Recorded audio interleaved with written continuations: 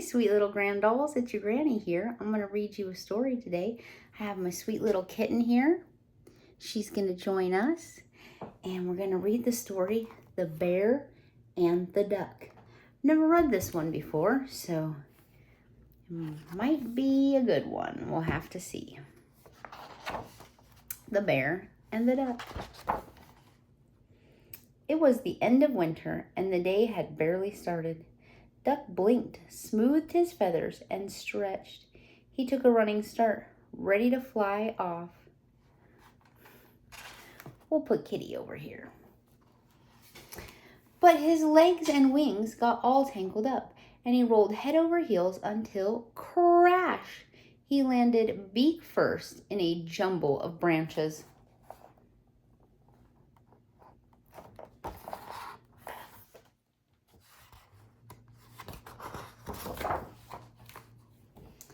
The racket startled Bear from his slumber.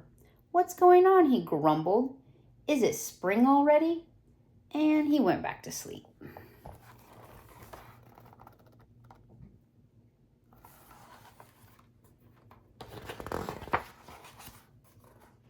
But all around him, the world was starting to thaw out.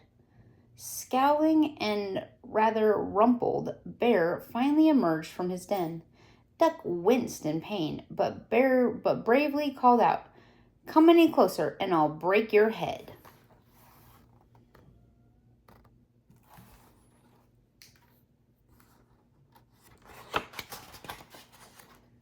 Bear chuckled and shrugged his shoulders. "Are you afraid that I'll bite you?" "I'm far too old and don't have many teeth left." "Then help me out of here," Duck said, "or I'm going to pass out." Bear gently freed the bird and scooped him up with his big paw. "Nothing broken, just a few scratches. We'll make you better."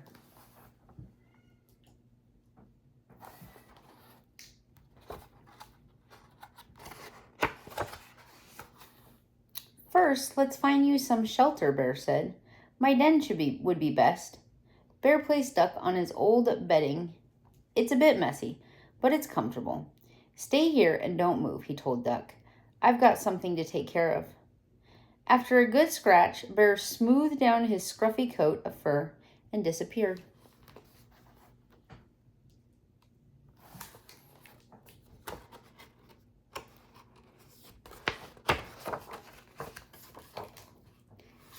First buds were bursting, and from the last patches of snow, the violet perfume filled the air. Bear ate some and brought some back for the duck, who flinched when Bear placed the food in front of him. "I'm also thirsty," Duck whispered. "Of course," Bear muttered, and went to find water.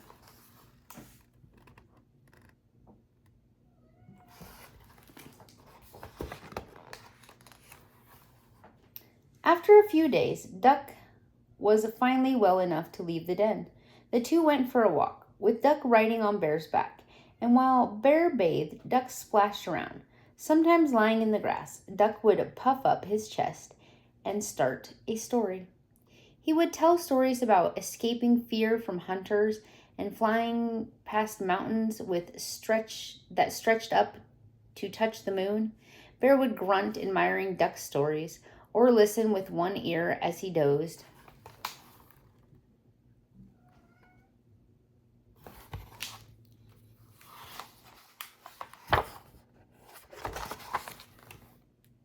Then one day, it happened. "I feel really good," Duck said. "I think I can leave now." He raised his beak to the sky, where the other birds were waiting for him. "Thank you, Bear. I'll see you soon. Don't worry, I'll be back." And after a few stretches, Duck took off.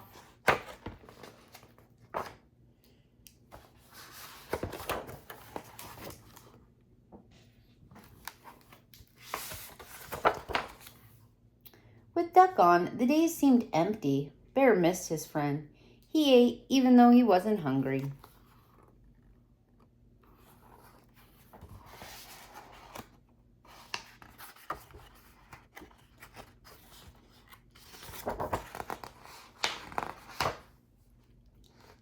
Then came the icy winds and the first snow. Just like every year before, Bear settled into his den. I may never see Duck again, but I guess that's life. As they say, when sad things happen, and Bear falls asleep for a long winter.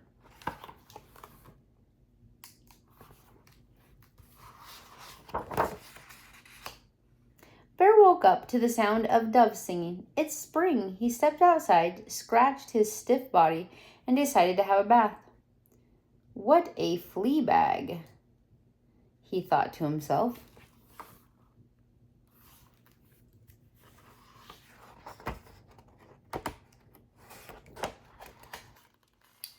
Bear ate some grass, then warmed up by the first rays of the sun. He lay down and closed his eyes like a dream. A quack quack echoed in his head. That's when he heard a voice in his ear. Come on, get up, old bear. It's time. I'm back.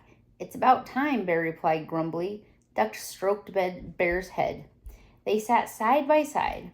I have so many things to tell you, Duck began. But no, you go first.